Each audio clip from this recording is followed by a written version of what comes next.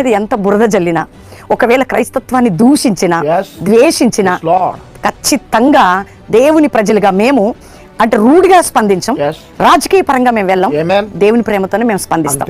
రెండోదిగా ఏంటంటే మా పని కొట్లాడటం లేకపోతే మా పని గుద్దులాడడం కాదు, కానీ మేము చేసే పని ఏంటంటే భారతదేశ క్షేమం కొరకు దైవజనులుగా మా యొక్క సంఘాలు కానీ మేము కానీ నిలబడుతున్నాం.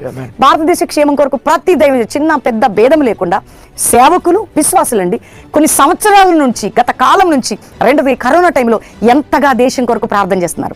రోజు కూడా దేశం యొక్క క్షేమంగా ఉండాలి, దేశం బాగుపడాలని, దేశం సమృద్ధిగా ఉండాలని ప్రార్థన చేసేది ఎవరంటే క్రైస్తవులు. అది మీరు తెలుసుకోండి. రెండోదిగా ఎంతమంది రాజకీయ నాయకులు వారు ఏదన్నా ఎలక్షన్స్ అప్పుడు క్రైస్తవుల దగ్గరికి వచ్చి మందిరాలకు వచ్చి ప్రార్థన చేయించుకోలేదండి? చాలా మంది చేయించుకుంటారు. అంటే మేము ఈ పార్టీ ఆ పార్టీ అని కాదు, కానీ ఎలక్షన్స్ అప్పుడు ప్రతి నాయకుడు ప్రార్థన చేయించుకుంటాడు. ప్రార్థనతో గెలిచిన వారు కూడా ఉన్నారు. అంటే క్రైస్తత్వం ఒక పార్టీకి చెందింది కాదు, మాది ఏంటంటే మాది ప్రేమతత్వం. మేము అందరినీ ప్రేమిస్తాం, అందరినీ సమాన భావంతో చూస్తాం. కాబట్టి మీరు తెలుసుకోవాల్సింది ఏంటంటే ప్రాముఖ్యంగా క్రైస్తవులైన మేము ఎప్పుడు కూడా ఏకత్వంలో ఉన్నాం. దైవజనులకు చెప్తున్నాను, పాస్టర్ ప్రవీణ్ గారైనా మేమైనా చూడండి, మాకు ఒక ఇన్సిడెంట్ జరిగినప్పుడు క్రైస్తవులు అందరూ మా పక్షమయ్యారు. రెండోదిగా దైవజనులు అందరూ మా కొరకు స్పందించారు. మేము ఎందరికో స్పందించాం. అది బాటంగా కాదు, చాలా మందికి తెలుసు ఆ విషయం. కాబట్టి మరొకసారి ఈ యొక్క ప్రకటన సందర్భంగా మేము తెలియజేసేది ఏంటంటే క్రైస్తవులు ప్రార్థన చేస్తే ప్రభు పని చేస్తారు.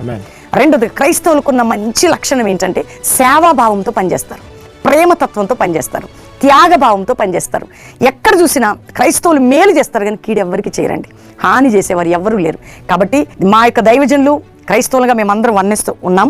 రెండోదిగా ఈ విషయాన్ని ఇలాగా కామెంట్ చేసేవారు, బైబిల్కి విరోధంగా, క్రైస్తత్వానికి విరోధంగా కామెంట్ చేసేవారిని కల్వరి మినిస్ట్రీస్ను కూడా మేము ఖండిస్తున్నాం. క్రైస్తవుల పక్షంగా మేమున్నాం, దైవజనుల పక్షంగా మేమున్నాం.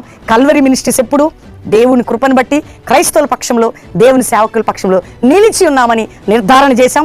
ఇప్పుడు కూడా ఈ యొక్క ప్రకటన ద్వారా నిర్ధారణ చేస్తున్నాం. కాబట్టి మనందరం క్రైస్తవ బిడ్డలారా, దైవజనులారా, మీ అందరికీ మా ప్రేమపూర్వక వందనాలు. మా యొక్క ప్రేమ, మా యొక్క ప్రార్థన, మా సహకారం ఎప్పుడూ మీతో ఉంటుంది. మేము పాస్టర్ ప్రవీణ్ మీతోనే ఉన్నాడు, ఆయన బయట లేడు, ఆయన సపరేట్ లేడు. సిస్టర్ షారోన్ మీతోనే ఉంది, ఆమె సపరేట్ లేవు. మా కుటుంబం ఎప్పుడు మీతో ఉన్నాం. అంతేకాకుండా ఇంకా మన భారతదేశం క్షేమంగా ఉండాలి. ఇటువంటి మత గొడవలు, ఇటువంటి అల్లకల్లోలాలు, ఇటువంటివన్నీ జరగకుండా ఎవరి మతాన్ని వారు గౌరవించుకుంటూ, ఒకరి మనోభావాలను ఒకరు గౌరవించుకుంటూ ముందుకు సాగాలని ప్రార్థన చేద్దాం. అందరినీ దేవుడు దీవించును గాక.